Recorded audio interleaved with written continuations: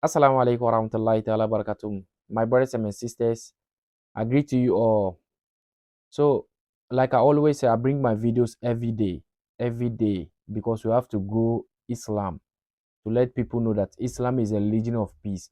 So, in today's video, I'm about to share with you guys, it will motivate you, it will let you love Islam. So, without wasting time, let's jump to the video.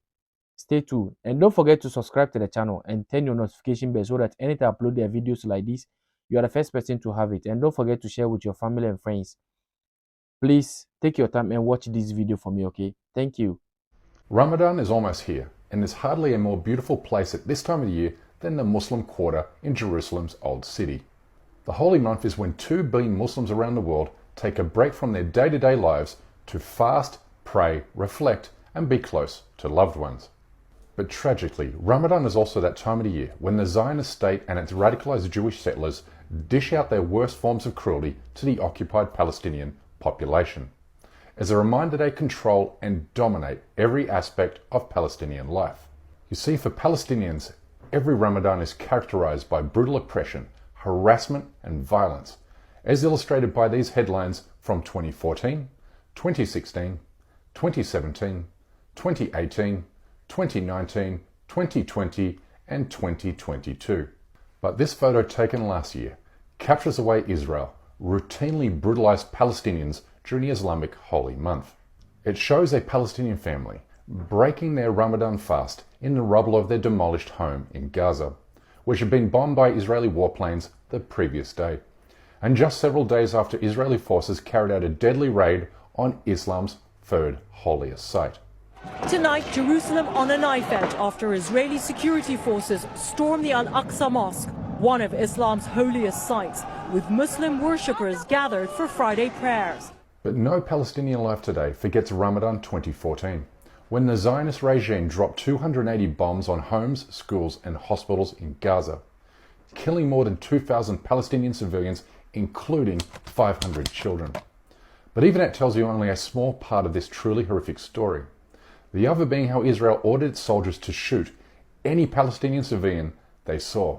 The rules were, if we see civilians, if we can see something 200 meters or closer to us, it's not a civilian at all. It's maybe a watcher for Hamas forces or a suicide bomber or just a terrorist. So we had no brief about civilians because it's too close to us, we can shoot and kill it. Alarmingly, the Zionist regime is foreshadowing another violent raid on Al-Aqsa during this year's Ramadan, a crackdown that will undoubtedly be used as a pretext to bomb and or invade Gaza again, because nothing excites Israel's killing machine more than the sound of Islamic prayer. And this Ramadan promises to be the most violent in living memory for several reasons.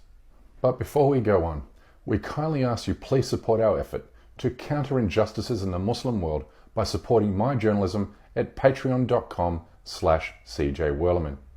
You'll be helping me raise awareness about these injustices to a broader audience. Thank you. Now back to our show. What the world must understand is the Zionist killing machine is now in the hands of the most racist and vicious Israeli government in history. Its leaders have vowed to wipe entire Palestinian villages off the map. It murdered 231 Palestinians last year, including 32 children, and has already killed 16 children in the occupied West Bank since January 1st. Now, if that doesn't shock you, then consider this, that Israel's current leaders, including the National Security Minister, take their political inspiration from an American Jewish settler who mass murdered 29 Palestinians in Hebron's Abrahamic Mosque during Ramadan 1994. لما بدينا في الركعة الأولى بدأ إطلاق النار، بدأ الأصوات، بدأت الصياح، بدأت الناس. هلا أنا شفت الناس على الأرض، شفت الدم.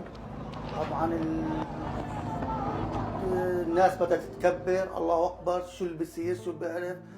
هلا أنا طبعا التفت لمحته باروق، التفت أشوف منين اللي بتجيني طلقة هون. Today, this radicalized Zionist ideology drives the Israeli military, with a new Washington Post investigation showing how Israeli forces deliberately fired at a group of unarmed Palestinian civilians in occupied Nablus last month, when it killed more than a dozen innocent people. So as Muslims around the world are preparing for Islam's most important holiday, Palestinians are being hunted and murdered in the streets and in their homes by Israeli soldiers and a regime that has openly stated its goal to commit genocide in the Palestinian territories. This is what it's like to be living as a Palestinian in this country, to always be afraid that at any moment in time, they will get rid of you, they will ethnically cleanse you, or they will kill you. This campaign of terror is supported by radicalized Jewish terrorists who are carrying out a murder wave in the Palestinian West Bank with total impunity because their violence is backed by the Zionist state. But in this coming Ramadan, the Zionist state is acutely aware the world is gradually starting to see through the lies and deceit it uses to conceal its criminality and violence. So, it's launching a propaganda campaign to convince you that ordinary Israelis consider Palestinian Muslims to be their brothers and sisters.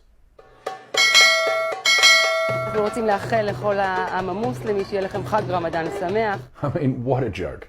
Because let's not forget the days after Netanyahu wished Muslims around the world a blessed Ramadan in 2018, he launched a barrage of airstrikes against Gaza, killing dozens of innocent Palestinian civilians and destroying businesses and homes. الحمد لله